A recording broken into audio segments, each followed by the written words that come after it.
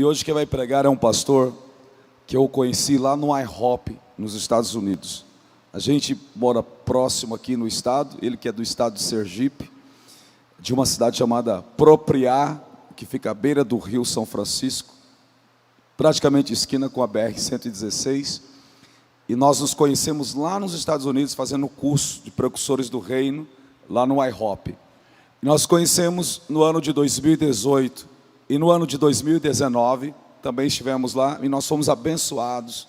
Semearam na nossa vida um apartamento para a gente ficar lá, dormir todos os dias e sem pagar, né, pastor? Que bênção, né? Deus é fiel, Deus cuida dos seus filhos, são os mimos do Senhor. E a gente comeu algum sal juntos. E nós conversamos muito, andamos muito, a gente estava dormindo ali, eu, meu filho Mateus e o pastor, e a gente andando no mesmo veículo, e a gente cresceu bastante, conversando, conhecemos, e a gente pegou uma amizade irmão. Aliás, nós somos já irmãos em Cristo Jesus, e Deus nos proporciona isso, conhecer as pessoas. E Deus tem usado o pastor de forma maravilhosa, e Deus usou ele hoje no culto da tarde aqui, numa palavra libertadora.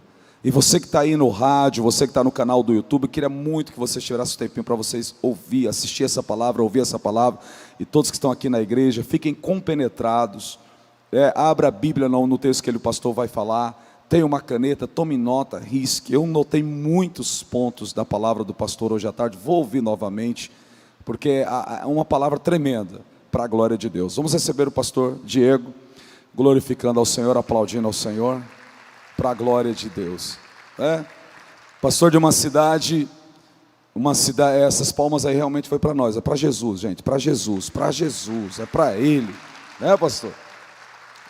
Pastor, a igreja, ele vai falar sobre a igreja Mevan, ali na cidade de Propriá, já memorizei, Propriá, estado de Sergipe, é nordestino, sim senhor, né? Eu também sou nordestino, tudo bem que eu falo nordestino, mas eu sou, né? Eu nasci mais perto de vocês lá.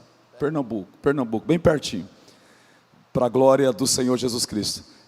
Estenda as mãos. Senhor Deus e Pai, abençoa a vida do pastor, usa ele para nós, abra a nossa mente, abra o nosso intelecto, traz a revelação e entendimento, Pai, em nome de Jesus. Usa o teu filho, para os que aqui estão, para os que estão ouvindo pela rádio, para os que estão no canal do YouTube nesse momento, e que o Senhor glorifica Jesus, e nós cremos que esta noite será uma noite de transformação, de libertação, de entendimento da palavra, em nome de Jesus. Amém, meu pastor. Amém, amém.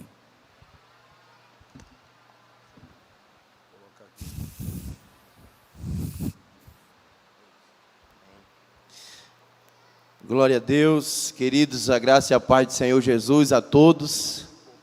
Amém? Você está feliz na presença de Jesus?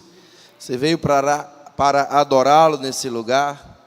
Que maravilha podermos estar juntos, conhecer essa maravilhosa igreja, esse povo lindo, acolhedor, que ama e serve a Jesus. Amém?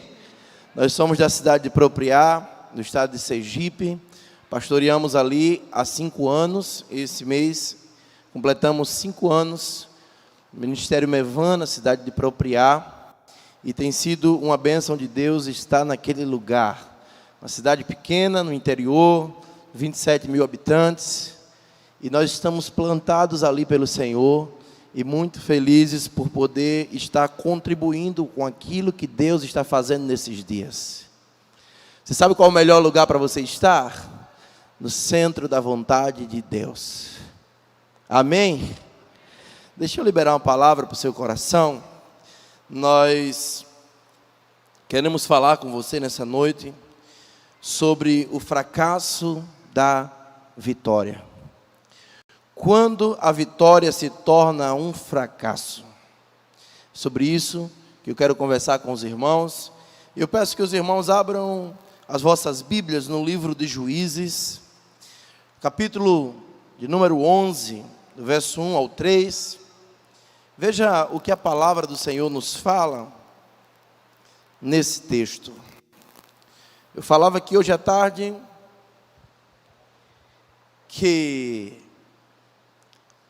embora nos reunimos nesse lugar físico, dessa estrutura maravilhosa. O culto não acontece nesse lugar físico onde estamos. O culto acontece nas regiões celestiais, amém? Portanto, se você vier para esse lugar, mas não acessar o culto que está acontecendo nas regiões celestiais, você voltará para casa do mesmo jeito. Mas, meu querido, se você vem para esse lugar e acessa o culto que está acontecendo nas regiões celestiais, a tua vida nunca mais será a mesma. Porque nas regiões celestiais já fomos abençoados com toda sorte de bênção espiritual. Aleluia! Abre a tua Bíblia, em Juízes de número 11, capítulo de número 11, do verso 1, fala sobre a história de Jefté. Era então Jefté, o gileadita, homem valoroso, porém, filho de uma prostituta. Gileade era o pai dele. Também a mulher de Gileade lhe deu filhos. E quando os filhos desta já eram grandes, expulsaram a Jefté e lhe disseram: não herdarás na casa do nosso pai, porque és filho de outra mulher. Então Jefté fugiu de diante dos seus irmãos e habitou na terra de Tobi. E homens levianos juntaram-se a Jefté e saíam com ele. Feche seus olhos comigo. Deixa a tua Bíblia aberta em Juízes 11, que nós vamos usar esse texto. Senhor Jesus, nos rendemos à tua soberana palavra, Senhor. Reverbera a tua voz no nosso interior. Que o nosso coração seja alinhado ao teu coração. Que as nossas motivações sejam corrigidas. E que o bálsamo flua, trazendo cura para o nosso coração, restaurando o nosso interior e nos alinhando ao teu propósito eterno, Pai. Nos rendemos ao poder da tua palavra, no nome de Jesus. Amém? Esse texto é um texto magnífico, uma história intrigante, brilhante. A história de Jefté. Jefté foi um dos juízes em um período difícil da história de Israel. Um período caótico, de 1380 a 1050 a.C., um período onde não havia rei naquela nação.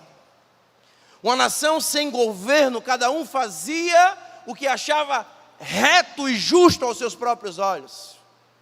Não havia direção, não havia governo. Pessoas governadas pelo seu próprio eu, pelos impulsos do seu coração. Jefté era alguém que vivia na cidade de Gileade, membro da tribo de Manassés, com uma história um tanto curiosa, que eu quero compartilhar com os irmãos. Um homem que nasceu em um contexto familiar desorganizado. Uma família desfuncional. Um pai, sabe, que tem uma esposa, trai essa esposa com uma prostituta, e na traição é gerado Jefté. Então o pai traz aquele menino e diz: não, eu vou criar. Traz para dentro do seu lar, só que tinha um casamento e ele tem outros filhos com a sua esposa. E aí o texto que nós acabamos de ler apresenta Jefté da seguinte maneira: era então Jefté, o gileadita, valente, valoroso, tem uma vírgula aí, porém, filho de uma prostituta. Aí fala dos outros filhos que Gileade, o seu pai, tem com a sua mulher.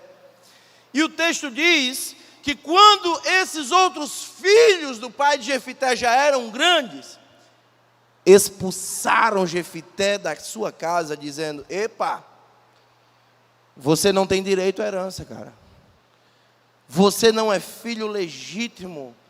Tu não herdarás conosco na casa do nosso pai, porque és filho de outra mulher.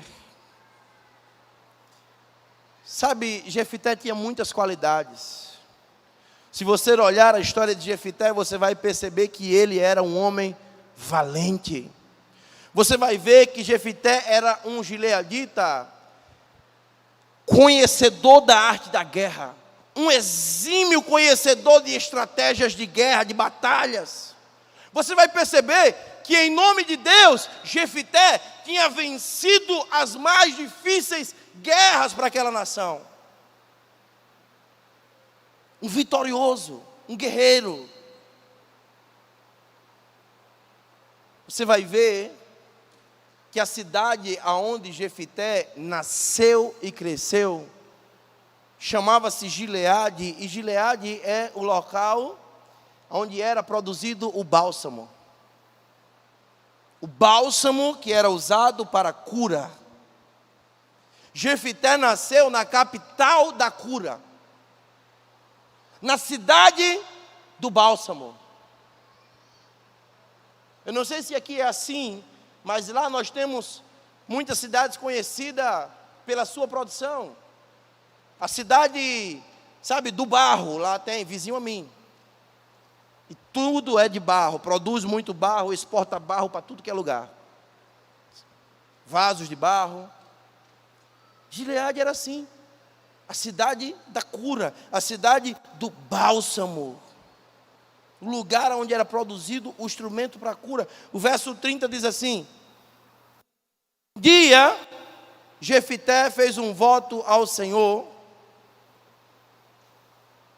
E ele diz assim: Senhor, se totalmente me derem os filhos de Amon na minha mão, aquilo que saindo à porta da minha casa, me vier ao encontro, voltando eu dos filhos de Amon em paz, isso será do Senhor, e o oferecerei em holocausto.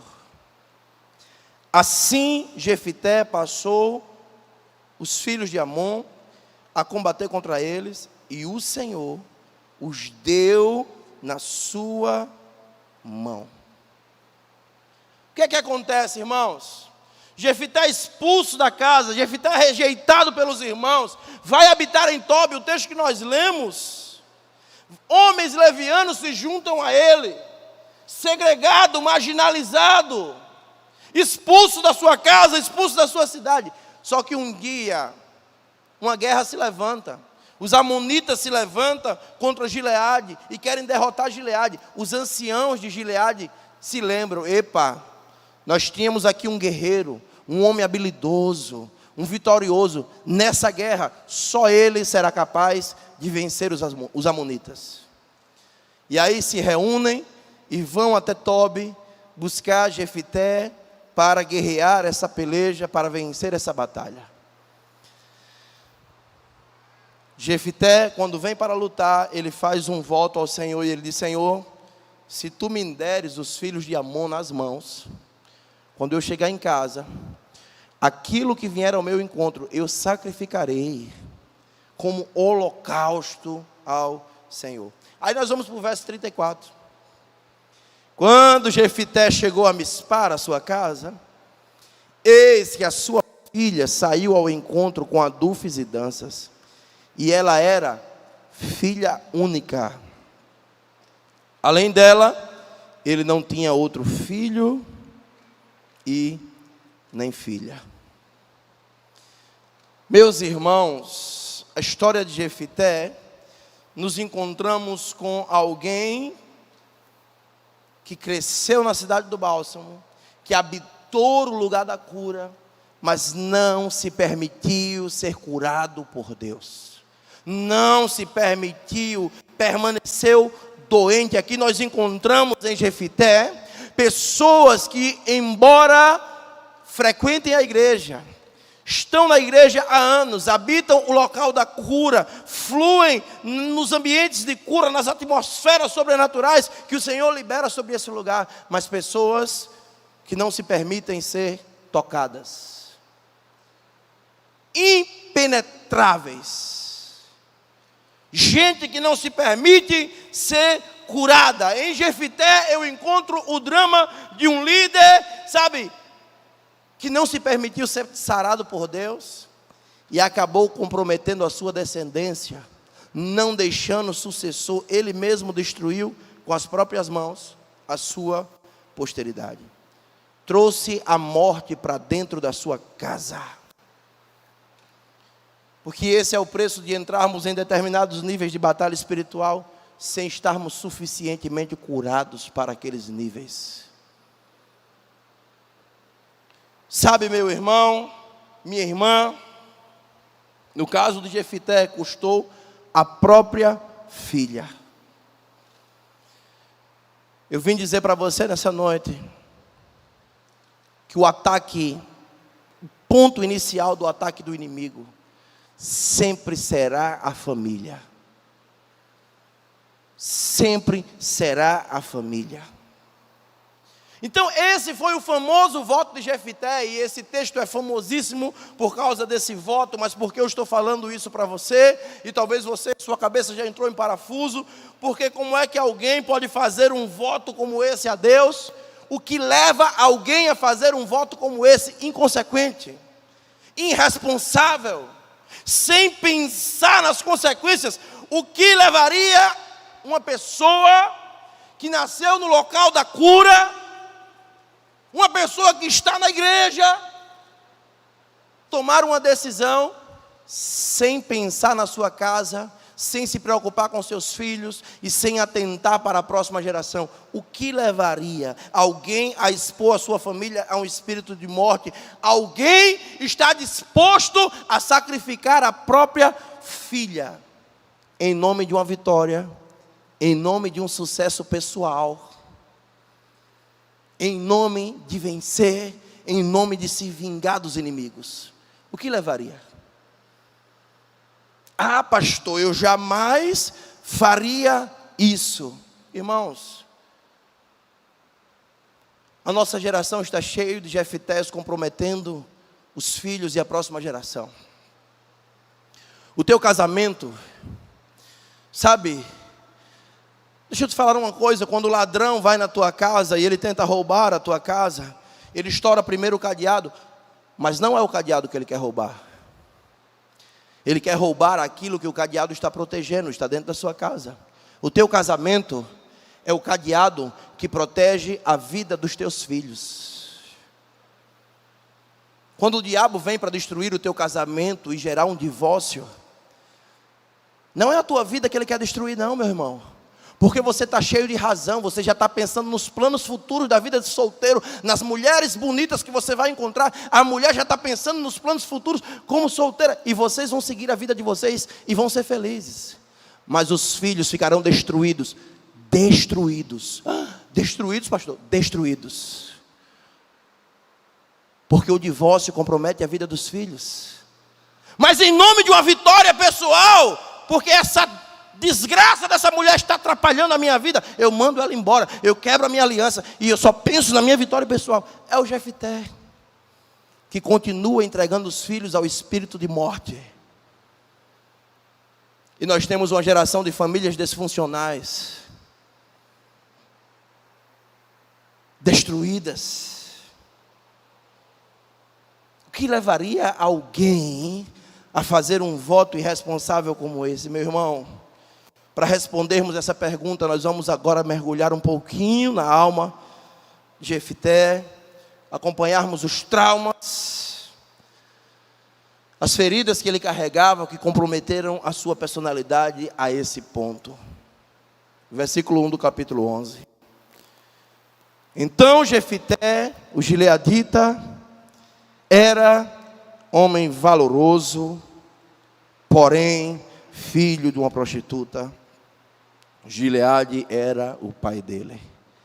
Nesse versículo nós temos uma balança daquelas antigas de 2 pratos.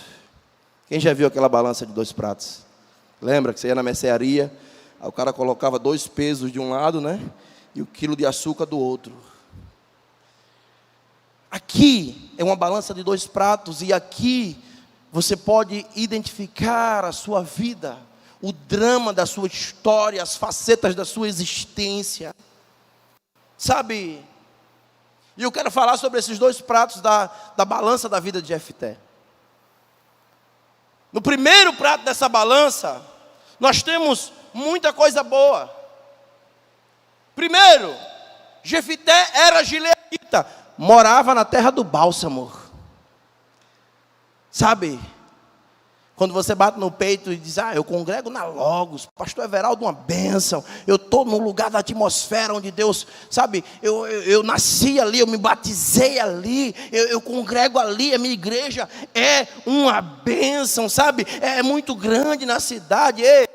Gileade era uma cidade famosa pela destreza e força, pela saúde dos seus filhos.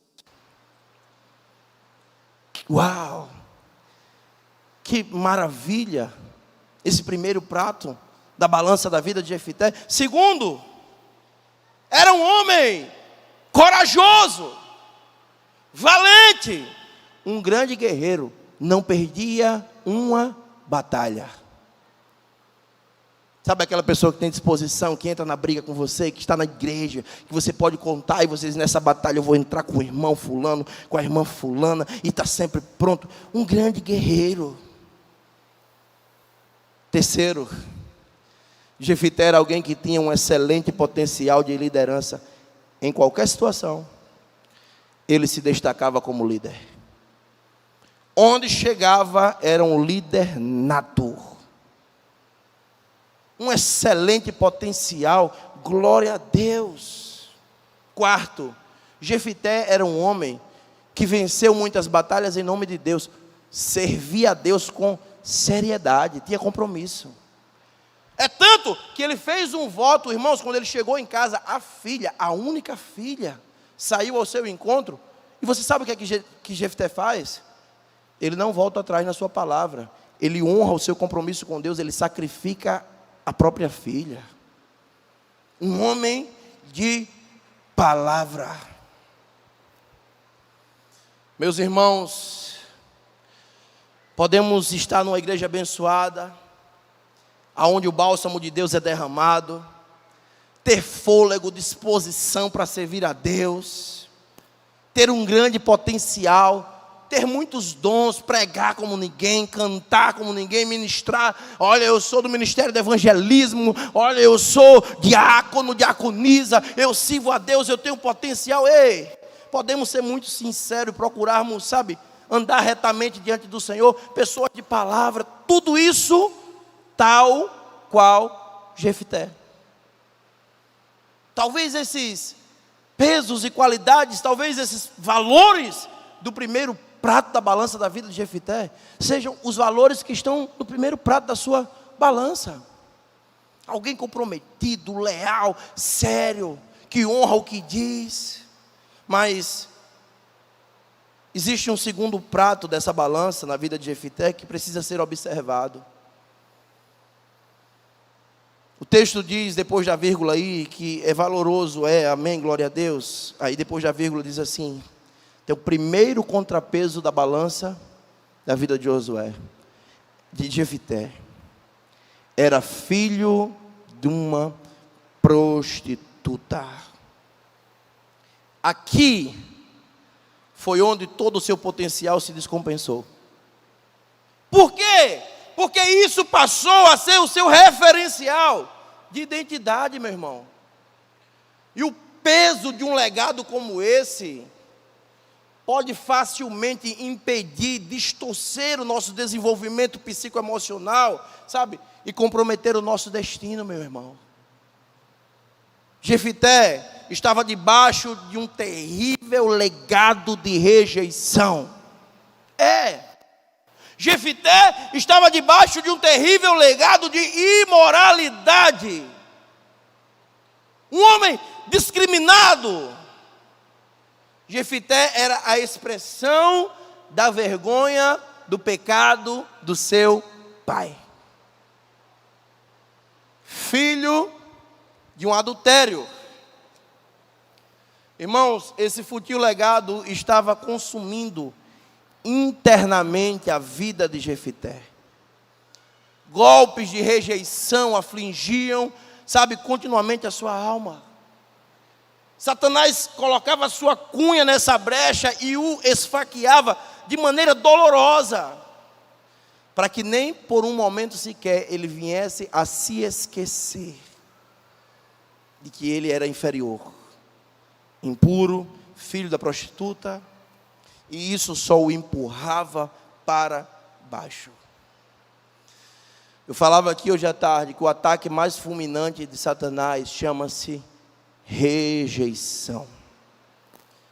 A rejeição se aloja tão profundamente na nossa alma, que produz orfandade e esterilidade. Orfandade. O que é orfandade, pastor? É o sentimento de não pertencimento. Irmãos, é maravilhoso quando nós dizemos: olha, esse é o meu carro, essa é a minha esposa, esse é o meu marido, essa é a minha casa. Mas por outro lado, não se sentir pertencente a algo ou a alguém é doloroso, é destruidor, porque nós somos feitos para pertencermos uns aos outros. A rejeição ou a orfandade é o sentimento de não pertencimento. Congrego na igreja, mas não me sinto pertencente. Estou sempre sozinho em meio à multidão. Tenho uma família, mas não me sinto valorizado, pertencente. Você está entendendo essa palavra? Mas isso gera esterilidade. O golpe da rejeição gera esterilidade. Quantas pessoas estão na igreja há 10 anos? E 10 anos nunca ganharam 10 pessoas para Jesus. 5 anos nunca ganharam 2 pessoas para Jesus. 2 anos nunca ganharam ninguém para Jesus. É estéril. Não gera espiritualmente. Não gera. É estéril. E a esterilidade é uma maldição. O golpe da rejeição afeta o nosso destino, gera esterilidade, produz orfandade, meu irmão. Toda maldição familiar é propagada primariamente através da rejeição. Toda ela. Um passado de orfandade não resolvido produz um futuro de esterilidade e perda de filhos. Meu irmão. Aqui fica fácil nós entendermos como é que uma situação não resolvida pode pesar contra nós quando decidimos ir para a linha de frente. Fazer algo.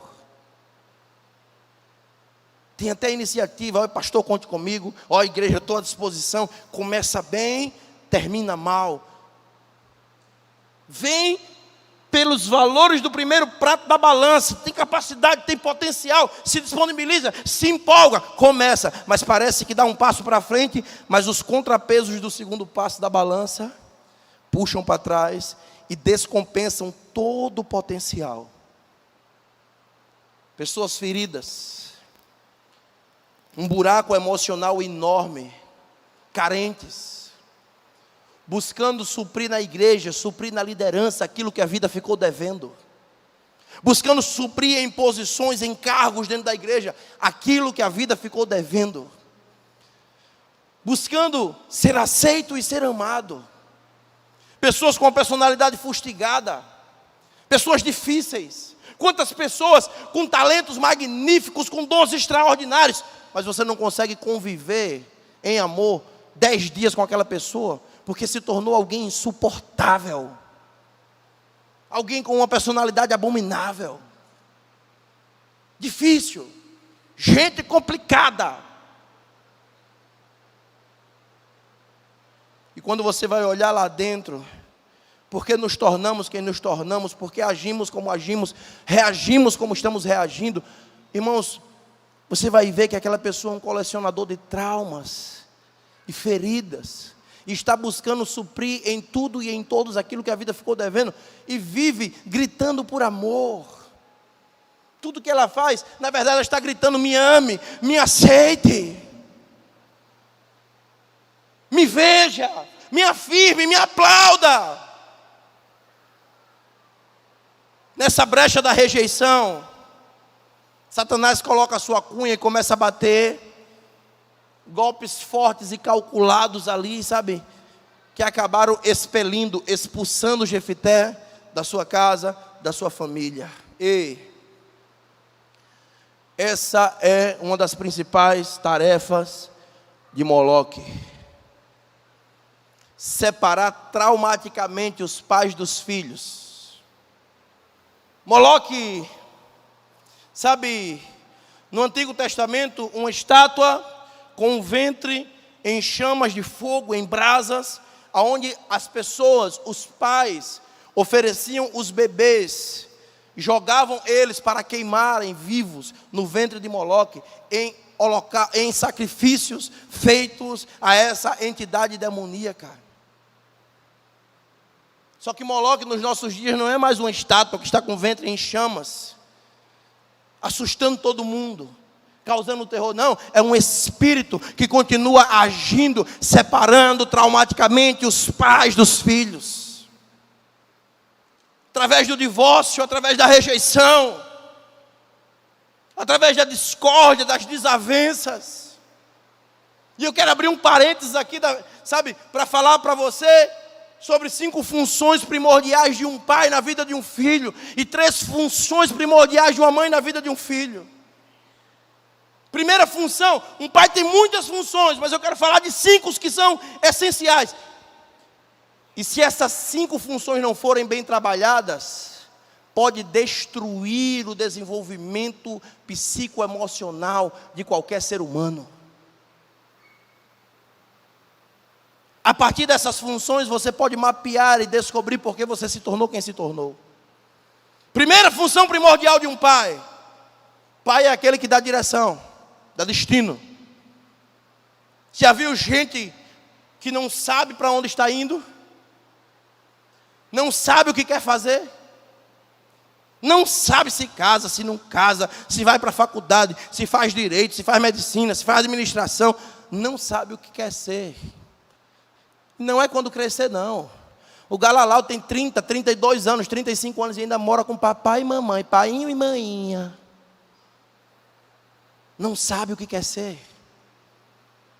Pais que não dão destino e estão perdendo seus filhos de propósito.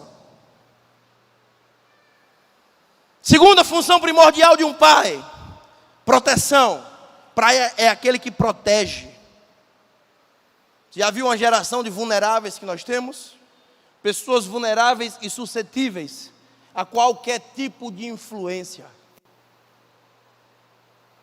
Se vai na escola e a turma vai para maconha, está influenciado, vai junto. Gente desprotegida, gente solta na vida. Terceiro, pai é aquele que dá limites. É o pai quem diz a hora de chegar em casa, é o pai quem diz a hora de parar. Toda pessoa que você vê que é intensa demais, sabe, quando estava no mundo bebia até cair e ser carregado até em casa. Se vai visitar a casa de alguém, só sai quando é expulso. Não sabe a hora de parar. Não tem limites. São pessoas que têm desconexões com a figura paterna. Gente cujos pais falharam em dar limites. Pai é aquele que dá segurança. Essa é a 4ª função essencial de um pai. Já viu gente que vive aflita? Ai meu Deus, fazer uma entrevista de emprego, não tem segurança. Vai fazer uma prova no outro dia, não consegue dormir de noite, não é seguro em nada. Vai tirar a habilitação, reprova 50 vezes porque não tem segurança.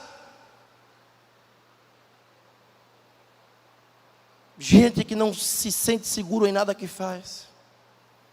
5ª e primordial função de um pai, eu estou falando do pai, da figura masculina, na vida dos filhos? Afirmação. É o pai quem afirma: meu filho, você é inteligente, meu filho, você pode, meu filho, você é capaz, minha filha, você pode, você consegue, você é linda. É o pai quem afirma. Ei, você sabia que é o pai quem afirma a identidade sexual dos filhos? É o pai quem diz para a menina: você é menina, você é princesa. É o pai quem diz para o homem: você é menino, você é o meu príncipe. É o pai quem afirma a identidade sexual dos filhos. Por isso nós temos uma geração de homossexuais. E quando acabar esse culto, pergunta a todo homossexual que você conhece: cara, como era o seu relacionamento com seu pai? Pergunta para a lésbica lá como era o seu relacionamento com seu pai. Vai dizer: meu pai nunca ligou para mim.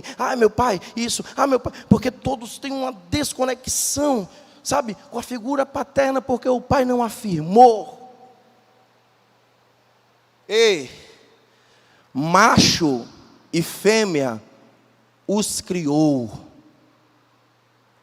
O homem no macho e a mulher na fêmea são os pais que vão construir, e o pai quem vai afirmar a identidade sexual. Se a terra brotou, é macho. Se a terra rachou, é fêmea. Macho e fêmea os criou. Mas o homem dentro do macho e a mulher dentro da fêmea é uma construção, meu irmão. Você está entendendo essa palavra? Está difícil demais. Amém? Então, pai é aquele que afirma a identidade sexual dos filhos.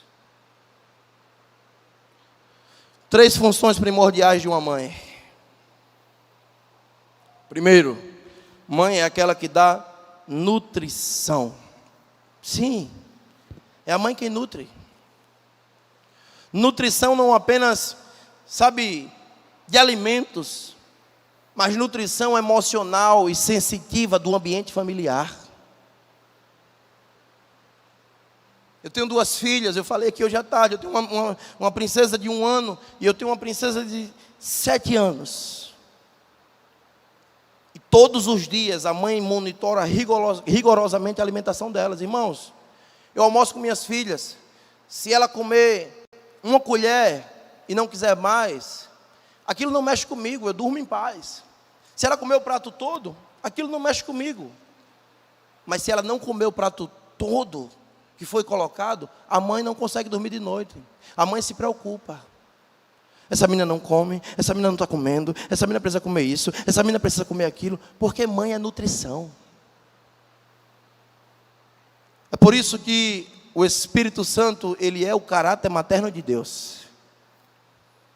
Ele é quem nutre as nossas vidas espirituais. Experimenta ler a Bíblia sem o auxílio do Espírito Santo para você ver que coisa chata. É o Espírito Santo quem revela a palavra e nos alimenta. Você está entendendo? O Espírito Santo é o caráter materno de Deus. Você sabia que é a mãe quem ensina os filhos a ler a Bíblia? Isso é nutrição espiritual. Segunda função primordial de uma mãe: relacionamentos, vínculos. A mãe traz para o peito, traz para perto aqui, ó. Cria vínculo. Quando a criancinha briga com a outra, a mãe vai lá, ensina a pedir perdão, ensina a perdoar, restaura o relacionamento. Ei, na igreja, quando você entra em discórdia com seu irmão, que diz: mas nunca eu olho na cara dele, quem é que te incomoda? E diz: vai lá e pede perdão, caminha mais 1 milha. Diga: é o Espírito Santo. Ele é o caráter materno de Deus. Mãe é relacionamento. Toda pessoa que está no 5º casamento, no 6º casamento, já namorou com 50, não dá certo com ninguém, tem uma desconexão com a figura materna. A mãe falhou em dar relacionamentos. Terceira função primordial de uma mãe: organização. Terminou de brincar, guarda o brinquedo. Acordou de manhã, forra a cama. Arrume os pratos. Mãe da organização.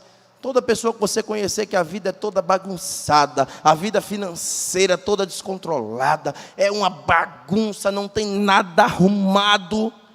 Irmãos, falha, desconexão com a figura materna. Agora veja, vamos voltar para Jefité, e veja como a história desse rapaz, desconectado da mãe, uma prostituta, rejeitado pelo pai.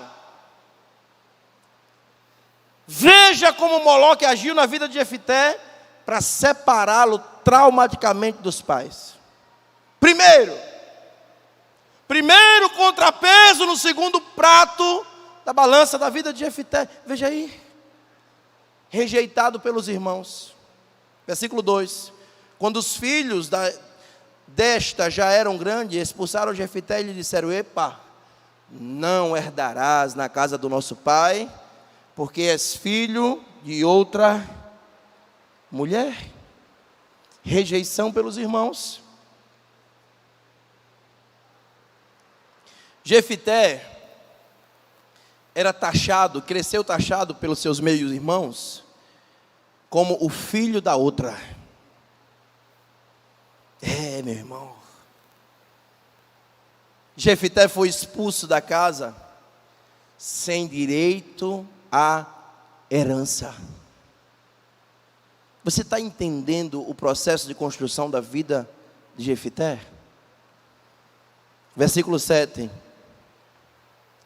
Você vai perceber o que é que acontece aqui. Expulso da casa, expulso da cidade, sem direito à herança, Jefité segrega-se, vai habitar na terra de Tobi, e a Bíblia diz que homens levianos se juntam a ele e começam a sair com ele. Só que os dias se passam, os anos se passam, levanta-se uma batalha, levanta-se uma guerra, e os anciãos da cidade se lembram de quem? Jefité, o habilidoso, o valoroso, o valente. Versículo 7, no encontro com os anciãos, porém Jefité disse aos anciãos de Gileade: ei, porventura vocês não me odiaram? Não me expulsaram da casa do meu pai? Por que agora viestes a mim, quando estais em aperto? Ei, o estigma da vida de Jefité começou a nutrir uma ferida muito grande no seu interior, comprometendo a sua identidade, comprometendo os seus relacionamentos, comprometendo a sua herança. Quando a sua identidade foi traumatizada, meu irmão, os relacionamentos para Jefité se tornaram ameaçadores. A sua herança acabou sendo saqueada. Deixa eu te falar uma coisa: Satanás sempre vai querer nutrir as tuas feridas, meu irmão, minha irmã, para poder destruir os seus relacionamentos, saquear os seus relacionamentos, comprometer a sua identidade e roubar a tua herança. O diabo sempre vai trabalhar para nutrir as suas feridas internas. Porque quanto mais nutrida as suas feridas internas estiverem, mais o diabo vai saquear os seus relacionamentos, mais Satanás vai, comprometer a sua identidade e destruir a sua herança. Segundo contrapeso, nesse segundo prato da balança da vida de Jefité, que descompensava todo o seu potencial, a indiferença por parte do pai. Está aí no texto. Quando os irmãos de Jefité o deserdaram, sabe o que foi que o pai fez? Nada, diga comigo, nada. O pai não fez nada. Quando por muitas vezes Jefité foi agredido: você é o filho da outra, você é o filho da prostituta, você não é dessa casa, você não tem direito à herança. Muitas e muitas vezes, muitos e muitos dias, sabe o que foi que o pai fez? Nada. Sabe, quando os anciãos da cidade pegaram Jefité e o expulsaram da cidade, sabe o que foi que o pai de Jefité fez? Nada. Isso o feriu ainda mais. Enquanto seus irmãos o rejeitavam ativamente, o seu pai o rejeitava passivamente, com indiferença. Terceiro, contrapeso no segundo prato da balança da vida de Jefté: a vergonha por parte da mãe. Imagine na cabeça daquele jovem, vendo a sua mãe saindo com outros homens, sabendo que era filho de uma prostituta profissional. Isso o machucava. Uma vergonha crônica, constantemente, sabe, era sedimentada na sua alma. Irmãos, não há trauma maior para um filho do que ver a sua mãe numa vida de promiscuidade. Não há. Falei aqui hoje à tarde da história de um irmão que morava numa das favelas mais perigosas do Rio de Janeiro, em um barraco que era tão pequeno que a sua cama era embaixo da cama do seu irmão.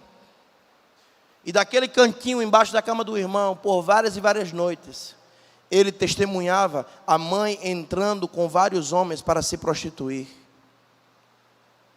E ele sabia que aquela era a única fonte de renda da família. Sabe o que aconteceu? Ele não teve dúvidas. Aquela dor vinda de um sentimento de impotência, de vergonha moral, a qual ele foi submetido a vida inteira, o transformou em um dos traficantes mais perigosos e violentos do Rio de Janeiro. Esse, irmãos, também era o drama, um pesadelo de Jefté. Tinha que carregar nas costas, tinha que carregar na face o pesar em relação à vulgaridade da mãe. Para onde ele ia, essa vergonha o atormentava. Quarto contrapeso no segundo prato da balança da vida de Jefté: o abandono do lar. Versículo 3: então Jefté fugiu de diante dos seus irmãos, habitou em Tobi. Homens levianos juntaram a eles, e Jefté se juntaram a ele, e Jefté saía com eles. Aqui Jefté corresponde abertamente, sabe, a rejeição com rebelião. Aqui ele não suporta mais o impacto emocional e vai embora. Geralmente toda rejeição será correspondida com rebelião. Porém, meus irmãos, apesar de ter saído dessa situação, de ter saído da casa, de ter deixado seus ofensores, essa situação não saiu de dentro dele. Está aí dentro. É a nossa situação. Às vezes saímos do mundo, sabe? Saímos de uma vida pregressa, viemos para a igreja, aceitamos Jesus, mas parece que as feridas ainda estão lá dentro. Os contrapesos do segundo prato da nossa balança existencial continuam nos puxando para trás e descompensando todo o nosso potencial para servir a Jesus. Jefté carregava dentro de si uma ferida que se mantinha aberta, sabe? Nutriu a possibilidade de uma vingança. Um dia eu volto, um dia eu dou a volta por cima, sacudo a poeira, um dia eu mostro que eu consigo vencer sem os meus rejeitadores. Um dia eu mostro que eu não preciso deles e nunca precisei. Aí está lá, Jefté em Tobi, porque Tobi para Jefté foi um lugar físico e literal, onde ele fugiu. Mas para nós, nos nossos dias, Tobi tem sido um lugar existencial, para onde nos refugiamos, tentamos fugir de nós mesmos, um lugar onde lambemos as nossas feridas, nutrimos as nossas mazelas, nos segregamos. E Tobi sempre é um lugar onde homens, pessoas levianas, juntam-se a nós. Você já viu como gente ferida se atrai com gente ferida? Você já viu como gente complicado tem uma facilidade de se juntar a gente complicado? A Bíblia diz: os semelhantes facilmente se congregam. E os feridentos se reúnem e começam a lamber as feridas uns dos outros. Foi o que aconteceu com Tobi, que foi para Tobi, ou foi o que aconteceu com Jefité, que foi para Tobi. Lá ele encontrou homens levianos. Lá ele se segregou completamente, começou a sair com homens. Ei, meus irmãos, Tobi para você talvez tenha sido um lugar existencial para onde você tem tentado fugir das suas mazelas e dores interiores. Quer ver um segundo, ou um quinto contrapeso no segundo prato da balança da vida de Jefté? Marginalização. Essa é a maldição do filho bastardo. Versículo 3.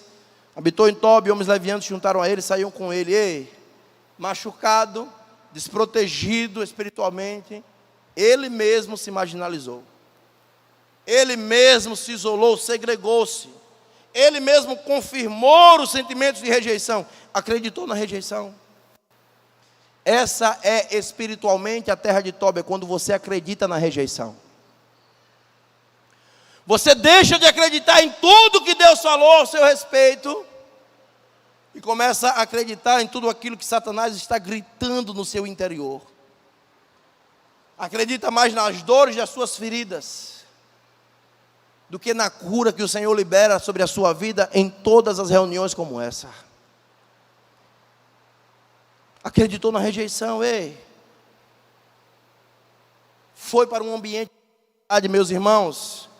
Tobi é um lugar de muitos traumas e feridas. Tobi é a rua para onde muitos vão fugindo de um lar que se tornou uma ameaça. Tobi é a vida de hippie que muitos ingressam, que vão ser andarilhos por aí afora, fugindo de um lar que se tornou uma ameaça. A rua chamada Tobi não está fora de nós, está aqui dentro. Você já viu uma pessoa com incapacidade crônica de se encaixar nos propósitos de Deus para a sua família? Uma incapacidade crônica de se encaixar nos propósitos de Deus para a igreja? Gente que vive solitário em meio à multidão, sempre se sentindo só, independente do meio onde esteja. Além do mais, Jefité carregava o fardo de ter sido gerado fora da aliança do casamento. Ei, filho gerado fora da aliança do casamento não são filhos planejados. Quando se gera um filho dentro da aliança do casamento, meu irmão, é uma festa, é uma celebração, é uma notícia maravilhosa, compartilha-se com todo mundo. Um filho gerado fora do casamento se torna a má notícia. Muitos são rejeitados e abandonados, refugados, até abortados. Aquilo que era para ser festa se torna luto e dor. Porque filhos gerados fora da aliança do casamento são filhos da lascívia e não do amor. São filhos do pecado, filhos da irresponsabilidade, filhos da inconsequência e da imoralidade dos pais. E aí a criança inocente, recém-concebida, passa a ser a péssima notícia da família. Passa a ser o problema na vida dos pais, ao invés de ser tratado como uma bênção e um presente de Deus. Você está conseguindo ter noção do drama da vida de Jefité? Ei, quantos Jeftés nós temos na nossa geração, meu irmão? Quantos Jeftés? Filhos gerados fora da aliança do casamento, filhos da imoralidade. Os casamentos que encontramos nos nossos dias são pessoas que se juntam, mas que já vêm de outros relacionamentos com 3 filhos que deixou lá. A outra já vem com 2 filhos que deixou lá. Se junta e constrói, faz mais 3 filhos, está ali. E quando a aliança é quebrada, primeiro a ser destruído são os filhos. Destruído, pastor? Eu tenho um filho fora do casamento, ele não é destruído não. Você que pensa. Você não sabe o impasse psicoemocional que você deixou para o desenvolvimento daquela criança que vai crescer sem a presença paterna, que vai crescer sem a presença materna, que vai crescer sem afirmação, sem direção, sem limites. E assim chegamos na igreja, irmãos. Jeftés, oriundos de famílias disfuncionais. Isso explica o porquê às vezes nos metemos em tanta confusão, porque oscilamos tanto na fé. Embora tenhamos tantas qualidades, tanta capacidade, é que existe um segundo prato na nossa balança que sempre nos descompensa, que sempre nos puxa para trás. Uma orfandade crônica, um sentimento de não pertencimento, não consegue se encaixar na igreja, não consegue se encaixar na escola, não consegue se adequar em lugar nenhum. Sabe, no dia que os anciãos de Gileade precisaram de um testa de ferro para colocar na frente da batalha, lembraram de Tobi, ou lembraram de Jefté. Vão lá em Tobi. Tobi, ou Jefté, tinha tanta necessidade de se autoafirmar perante os seus rejeitadores, que ele negociou com Deus ao ponto de expor a sua própria filha. Tanta necessidade de autoafirmação, de dar a volta por cima. Ei, venceu os amonitas, mas quando ele chega em casa, a sua vitória se torna uma derrota, porque agora ele tem que sacrificar a sua própria filha. Venceu diante dos seus rejeitadores, mostrou que era bom, mostrou que sabia fazer, mas com isso comprometeu a próxima geração. Entregou a sua filha ao espírito de morte. Deixa eu te falar uma coisa. Isso me lembra também um homem chamado Ló, que viveu em um lugar de imoralidade chamado Sodoma e Gomorra, mergulhado naquela comunidade promíscua, pregressa de homens levianos. E um dia a Bíblia diz que Deus manda anjos para anunciar a Ló a destruição de Sodoma, para resgatar Ló e sua família daquele lugar. Quando os homens chegam em Sodoma, Ló hospeda aqueles anjos dentro da sua casa, mas a Bíblia diz, depois você vai lá no texto, na história de Sodoma e Gomorra, você vai ver que crianças, jovens, adultos e idosos cercaram, todos os homens da cidade cercaram a casa de Ló. E sabe o que é que eles gritavam? Ló, quem são esses homens que entraram na sua casa? Dai-nos eles, para que abusemos sexualmente desses homens. Meu irmão, que cidade perversa. Homens levianos cercaram a casa de Ló. Aí o Ló, que viveu ali, aquela era a Tobi de Ló, sai na porta e diz: ei, não mexam com esses homens, pelo amor de Deus. Eu tenho 2 filhas que ainda são virgens, não conheceram varão. Eu vou entregar elas para vocês abusarem delas, mas não mexam com eles. Porque todo homem que decidiu habitar em Tobi, todo homem que mergulhou em uma vida pregressa de promiscuidade, todo homem que está enxertado pela promiscuidade e a leviandade, está entregando seus filhos a um espírito de prostituição e morte.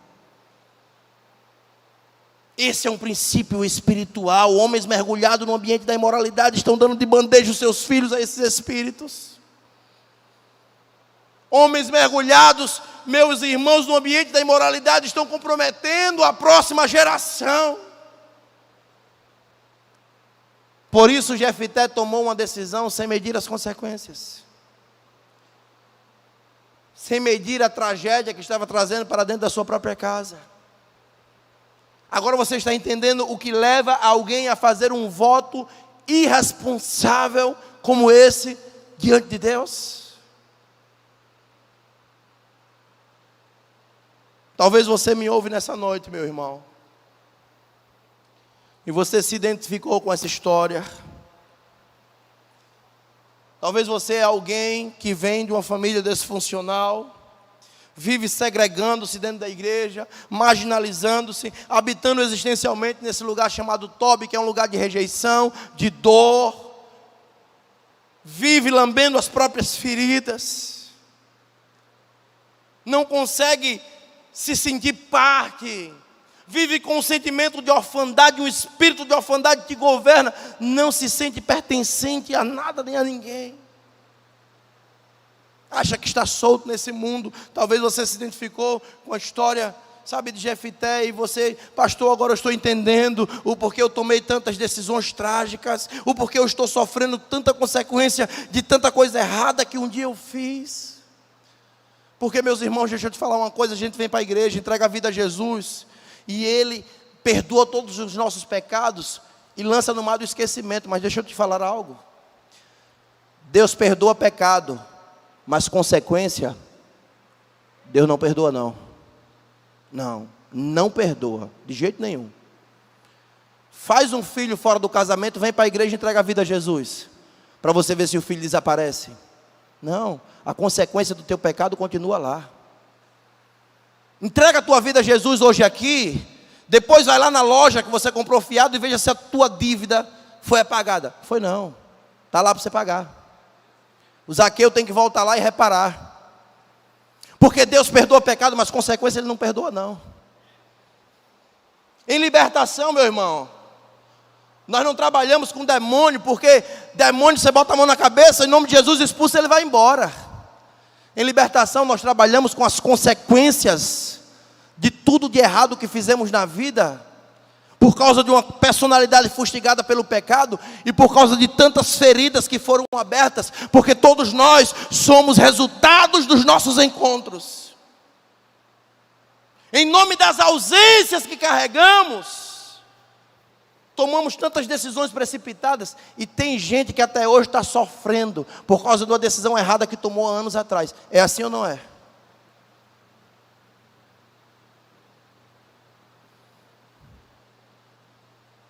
Sabe, na paternidade de Deus, eu encontro o suprimento para todas as ausências que eu carrego.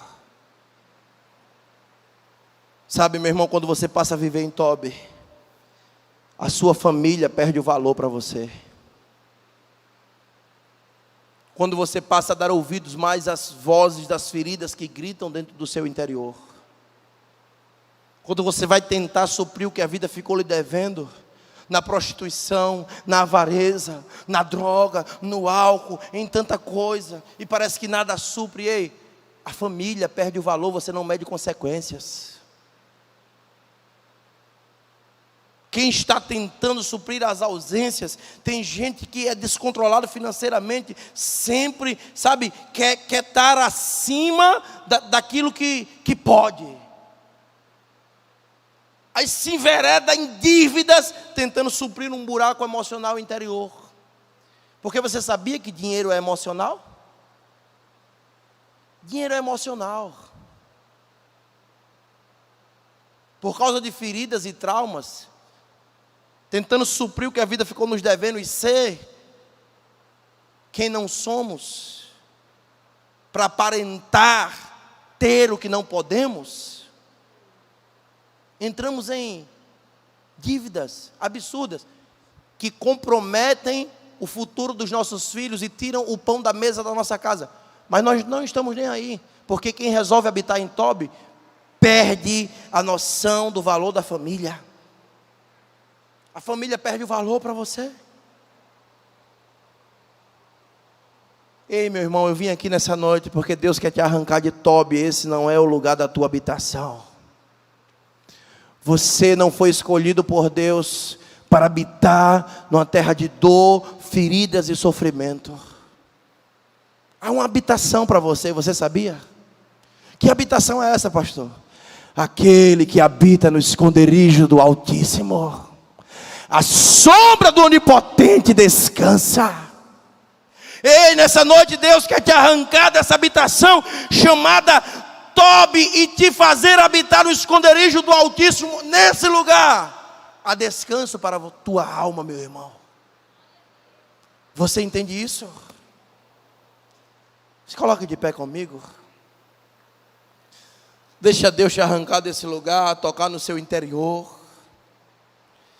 Deixa Deus mexer dentro de você nessa noite.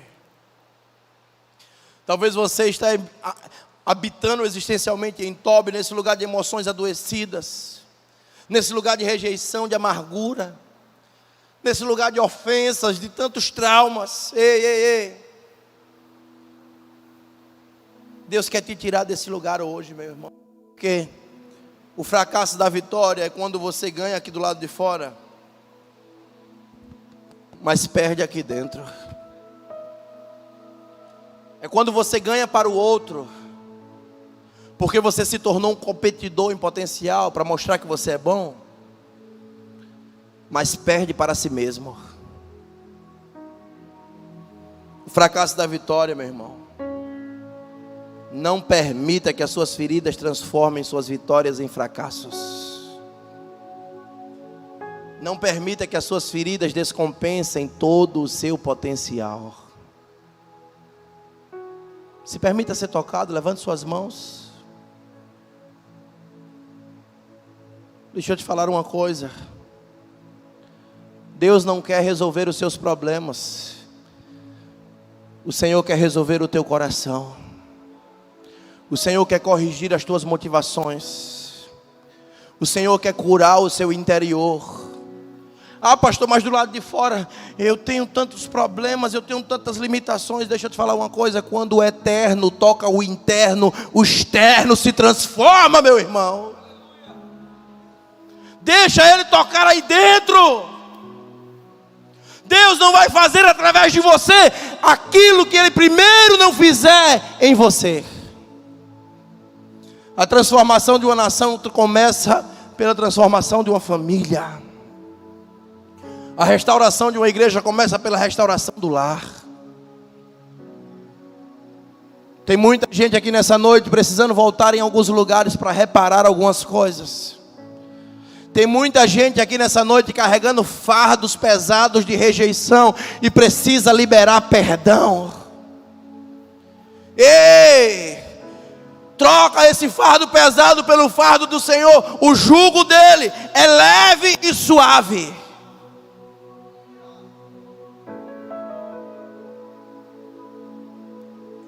Eu não consigo entender como é que uma pessoa anda com Jesus, estuda a palavra de Deus.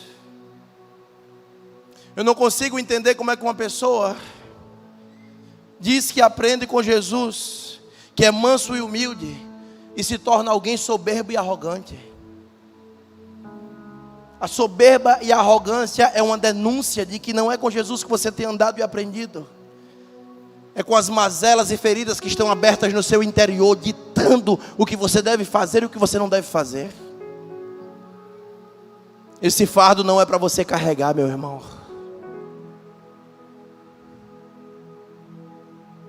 Anda sobre o governo do Espírito. Deixa o eterno tocar o interno nessa noite. Deixa ele trazer cura para o seu coração. Sabe, eu falava aqui hoje à tarde. Você não é uma caixa d'água, um reservatório. Sabe, quando nós temos uma caixa d'água em casa e a gente precisa de água para lavar um banheiro, a gente vai lá, pega um balde, vai lá, lava o banheiro, pega um balde, vai lá, toma um banho e o nível da água vai sempre baixando naquela caixa. A caixa vai secando.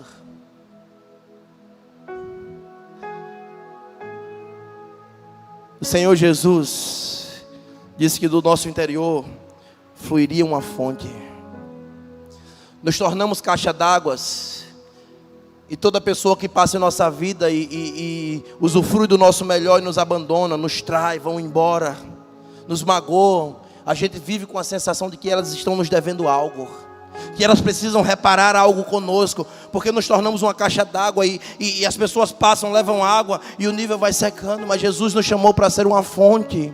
Do nosso interior fluiriam rios de águas vivas, e quando nos tornamos essa fonte, as pessoas podem encostar carro-pipa, que vai ter água para encher, vai ter água para dar para todo mundo, e ninguém vai nos ficar devendo coisa alguma. Quanto mais tira, quanto mais leva, mais água flui. Há um rio fluindo no nosso interior, meu irmão. Aleluia. Você não é uma represa de águas amargas, você é um rio de águas vivas. Eu quero orar por você nessa noite, que deseja sair desse lugar chamado Tob. Pastor, essa palavra foi para mim. Eu entendi, eu quero sair desse lugar de rejeição, de dor, de feridas, de ofensas. Eu quero trocar esse fardo pesado nessa noite. Eu quero colocar esse fardo no altar. Isso não é para mim. Isso não é para minha vida. Eu quero fluir naquilo que Deus tem para mim. Eu quero orar por você nessa noite, que está habitando nessa terra chamada Tob, de emoções adoecidas. Deixe o Senhor tocar o seu interior nesse lugar. Você pode vir aqui à frente, eu quero orar por você. A cura para você nesse lugar, a restauração para você nesse lugar. Não tenha vergonha, não se prenda pela timidez nessa cadeira. Sabe, essa palavra é para você que entende. Sou eu que preciso ser curado. Sou eu que preciso ser mudado. Sou eu que preciso ser transformado. Sou eu que preciso sair desse lugar. Ei, eu não sou órfão, eu tenho um pai. Chorabacalabasuribicalabaxá. Rode calabachata casuribi calabaxe. Treide sobianaia baixaca passuribi calabaxe. Onde está você que quer ser curado? Onde está você que quer sair desse lugar de dor, de sofrimento, de angústia? Onde está você que quer, sabe, desentulhar os poços do seu interior para que as águas fluam?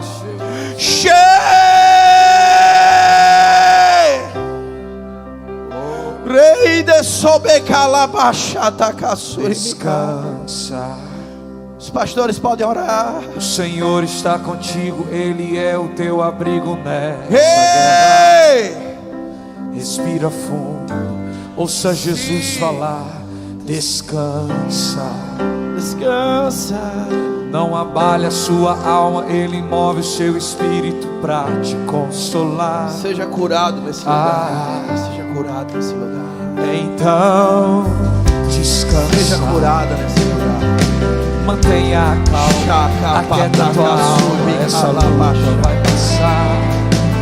Ei, comece a fluir águas no interior. Rios de Deus, rios de Deus. O Espírito Santo te ajuda e te consola nessa circunstância.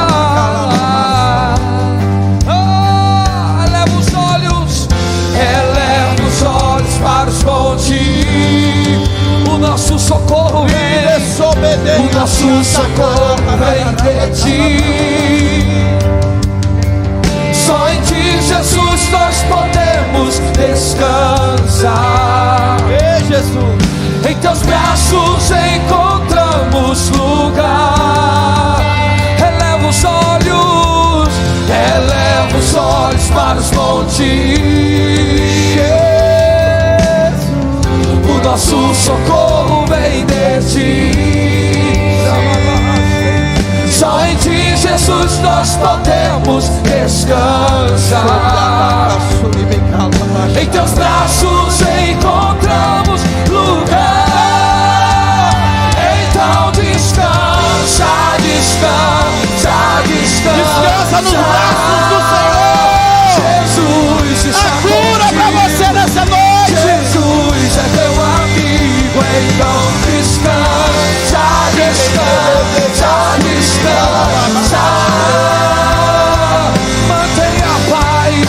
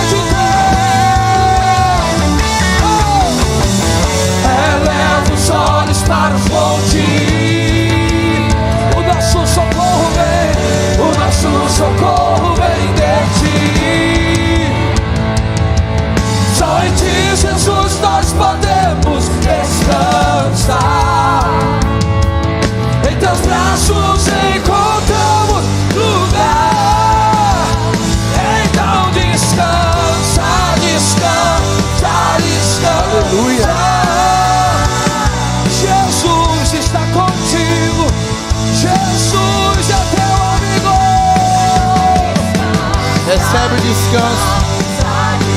Aquele que habita o esconderijo do Altíssimo, a sombra do Onipotente descansará. Ele jamais te Ser abandonará. curado nessa noite, no nome de Jesus.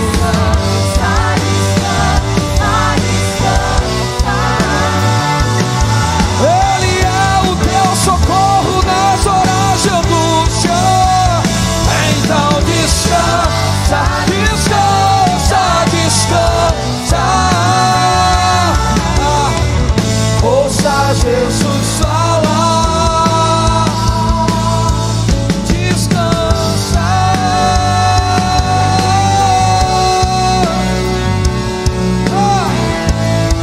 Ouça Jesus falar.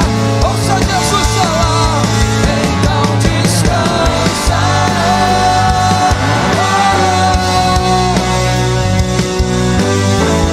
Ouça Jesus falar.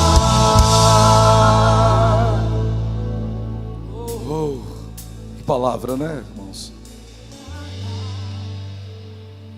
Conhecereis a verdade e a verdade vos libertará. E se o Filho os libertar, verdadeiramente sereis livres.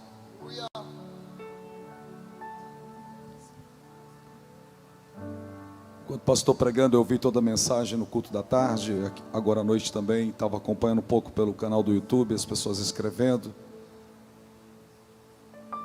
E mesmo Deus falando, tem pessoas que às vezes pegam um ponto da mensagem, que ainda a mensagem está sendo construída, para ela ser conclusiva e aplicar, a aplicação é essa, é Cristo. E às vezes a pessoa pega um pontinho da mensagem. O Jefté passou por toda essa situação, toda essa história. E Tobi é a história do mundo, né, meu pastor? Mas Jesus é a nossa esperança. E Ele diz: vinde a mim, todos que estáis cansados e sobrecarregados, aprendei de mim, que sou manso e humilde de coração, e vocês encontrarão descanso para as vossas almas. É a palavra que Deus deu para o pastor, usando o pastor para nós, é para a gente se encontrar. O porquê de tudo isso, na minha vida, na minha casa, na minha família, o porquê dessa história de iniquidades, de raiz de iniquidades. E aí você atenta, o Senhor desperta, abriu a mente, ó, às vezes a vida de Jefté é a sua vida, a história dele é a sua. Às vezes você tem passado a mesma situação, passou por tudo que ele passou. E a Bíblia é assim, por isso que a Bíblia é a Bíblia. Ela não é um livro maquiado, que mostra só flores, né, pastor? Ela mostra os espinhos, mas mostra que existe um Deus. Então acredita em Deus, confia em Deus, fale com Ele, expõe para Ele, conte para Ele, abra o coração, se exponha diante do Senhor, chore, peça ajuda. Ele é o socorro bem presente. Ele é o socorro bem presente. Amém? Você está aqui, talvez você não tinha entregado a sua vida para Jesus ainda, ou estava afastado dos caminhos do Senhor. Onde você estiver aí mesmo, toma a decisão de entregar a sua vida para Cristo, aceitar a Jesus. Levanta a tua mão direita assim para Ele e fala: Senhor, eu quero. Amém. Amém. Glória a Deus. Você está ouvindo pela rádio, você está aqui pelo canal do YouTube. A palavra do Senhor nos fala em Romanos capítulo 10, versículo 9, 10, 11, 12, 13 diz: todo aquele que confessar a Jesus Cristo como Senhor e em seu coração crer que Deus ressuscitou dos mortos, será salvo. Porque com o coração se crê para a justiça de Deus, e com a boca se faz confissão, e nisso não há confusão, porque Ele veio tanto para gregos, isto é, gentios e judeus. Ele é rico em todos, para com todos, para que todo aquele que invocar o nome do Senhor será salvo. Todos os que invocar o nome do Senhor será salvo. Onde você está aí mesmo, eu vou falar algo, você vai repetir, mas faça com a tua alma, com o teu coração. Seja sincero, sincera diante do Senhor. Diga para Ele: Senhor Jesus, eu me arrependo, Senhor, de todos os pecados que eu tenho cometido. Me perdoa, Senhor. Eu peço perdão. Lava-me com teu sangue, Senhor. Transforma a minha vida, transforma a minha casa, a minha família. Como diz a tua palavra, hoje eu te invoco nessa noite, no dia 13 de setembro de 2020. Eu lhe invoco como meu Senhor e Salvador da minha vida. Eu entrego a minha vida em tuas mãos. E cumpra-se a tua vontade sobre mim e sobre a minha família, em nome de Jesus. Amém. Amém. Amém. Deus seja louvado. Irmãos, o pastor Deus deu para ele assim, uma conferência, um congresso, uma palavra de 3 dias. É o tema, meu pastor? Fator Josué. Quem gostaria de um dia, o pastor vir aqui de Sergipe para ouvir essa palavra, de estar aqui com a gente? Fator Josué, uma palavra de libertação, muito forte, tá? E quem aqui ainda não desceu as águas, que não foram batizados ainda, levanta a sua mão direita, levanta, faça assim para mim ver assim, ó. Muita gente, como no culto hoje da tarde. Então o próximo batismo será, se Deus quiser, no dia 13 de dezembro, tá? Agora, de 2020, amém? Hoje, para a glória de Deus, foram 176 pessoas que desceram as águas, foram batizadas em nome do Pai, do Filho e do Espírito Santo, amém? Orem, glória a Deus, por tudo. Orem sempre pela vida do pastor Diego. As pessoas estavam perguntando qual o nome do pastor, as pessoas estão no YouTube, pastor Diego, tá? Diego Costa, pastor Diego Costa. Você pode entrar lá também no Instagram dele, sempre está postando palavras ali, né? Aquela mensagem que vem do coração de Deus para o nosso coração. Muito obrigado, tá, pastor? Está aqui com a gente. Senhor Deus e Pai, nós vamos retornar para casa. Leva-nos para casa na tua santa paz. Guarda, proteja-nos. Queremos estar escondidos em ti, Senhor. Senhor, repreenda toda a retaliação do maligno, do diabo contra as nossas vidas, contra a nossa casa, a nossa família. Como diz a tua palavra, se o Senhor não for o construtor da casa, em vão trabalhos que estão construindo. Se o Senhor não guardar a casa, em vão vigiam os sentinelas. Duro será para nós acordar de madrugadas e comer pão de dores. Pai, seja o construtor da nossa família, construtor da nossa casa. Guarda a nossa casa, a nossa família, e faz a tua vontade sobre nós, em nome de Jesus. E que esta semana, Senhor, seja para a glória do Senhor, em nome de Jesus. Da bênção apostólica, lembrando, irmãos, quarta-feira, culto da vitória, e sábado nós temos a vigília, de sábado para domingo, tá? Meia-noite, a virada de sábado para domingo, a vigília, culto de oração, amém? Que o amor de Deus, o nosso Pai, e que a graça bendita, salvífica do nosso Senhor e Salvador Jesus Cristo, que a comunhão e as consolações do Espírito Santo de Deus esteja sempre sobre a sua vida, sobre a sua casa, sobre a sua família. Você crê e recebe, declaro com os anjos, dizendo amém, amém. Deus os abençoe com toda a sorte de bênçãos, todos os nossos irmãos, em nome de Jesus. E você que está aí ouvindo pela Rádio Logos, você que está aí no canal do YouTube, Deus abençoe. Lembrando que o programa Diário Divino, de segunda a sexta-feira, às 10 horas da noite, e a oração dos 300 mil intercessores ao meio-dia, continua na programação da Rádio Logos FM, tá? Deus os abençoe com toda sorte de bênçãos, toda sorte de saúde, e essa palavra vai ficar salva aqui no canal do YouTube, tá? Lembre-se sempre que Jesus te ama.